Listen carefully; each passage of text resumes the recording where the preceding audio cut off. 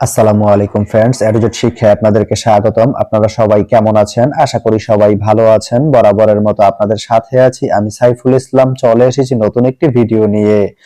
আজকে আমরা জানবো আপনি পাহাড়তলি থেকে রাজাপুর যেতে কোন কোন ট্রেন রয়েছে, সেই ট্রেনগুলো ছাড়ার নতুন সময়সূচি, বন্ধের দিন এবং গিয়ে পৌঁছতে কতক্ষণ সময় লাগবে বিস্তারিত।